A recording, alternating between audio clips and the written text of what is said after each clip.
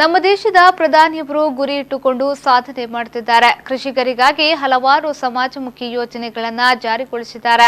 ಇನ್ನು ಹಲವಾರು ಯೋಜನೆಗಳನ್ನು ಕಾರ್ಯರೂಪಕ್ಕೆ ತರಲಿದ್ದಾರೆ. ಇತರ ಪಕ್ಷಗಳು ಸಾಲ ಮನ್ನಾ ಮಾಡುತ್ತೇವೆ ಎನ್ನುತ್ತಿರುವುದು ಕೇವಲ ಮಿಠಾಯಿ ಆಸೆ ತೋರಿಸುವ ಪ್ರಯತ್ನವಾಗಿದೆ ಎಂದು ಕರ್ನಾಟಕದ ಮಾಜಿ ಸಚಿವ ಬಿಜೆಪಿಯ ಹಿರಿಯ ನೇತಾರ ಸುರೇಶ್ ಕುಮಾರ್ ಹೇಳಿದರು.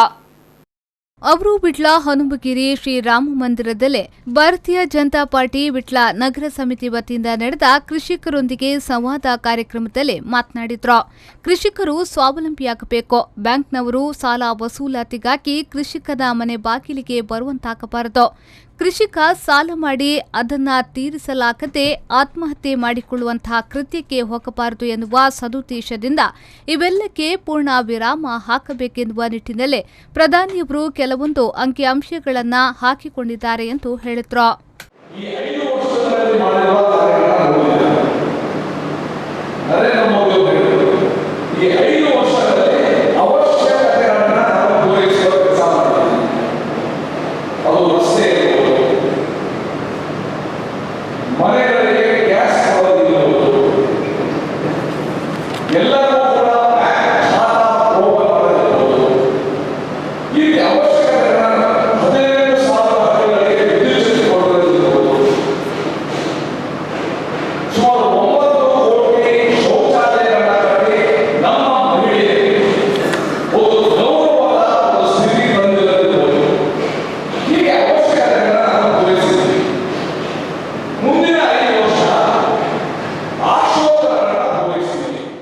ಪುತ್ತೂರು ವಿಧಾನಸಭಾ ಕ್ಷೇತ್ರದ ಶಾಸಕ ಸಂಜೀವ ಮಠಂದೂರು ಅವರು ಮಾತನಾಡಿ, ಕೃಷಿಯಿಂದ ನೆಮ್ಮದಿ ಸುಭಿಕ್ಷೆ ಸಿಗಲಿದೆ ಎನ್ನುವುದನ್ನು ನಮ್ಮ ದೇಶದ ಪ್ರಧಾನಿ ನರೇಂದ್ರ ಮೋದಿಯವರು ಸಾಬೀತು ಮಾಡಿದ್ದಾರೆ.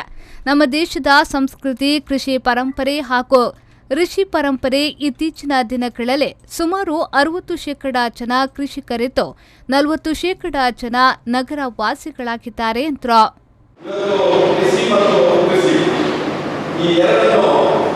ಮೈಗೂಡಿಸಿಕೊಂಡಂತ ಈ ಒಂದು ಭಾರತ ದೇಶ ಹಿಂದೂ ಸಂಸ್ಕೃತಿಯ ಪುನರುತ್ಥಾನಕ್ಕೆ ಮತ್ತೊಮ್ಮೆ ಜಗತ್ತಿಗೆ ನಮ್ಮ ಆಚಾರ ವಿಚಾರವನ್ನು ಈ ಪರಂಪರೆ ಮುಖಾಂತರ ತೋರಿಸಿಕೊಳ್ಳಲಿಕ್ಕೆ ಇವತ್ತು ಕಾಲ ಕೂಡಿ ಬಂದಿದೆ ಅಂತ ಹೇಳಿಕೊಳ್ತಾರೆ.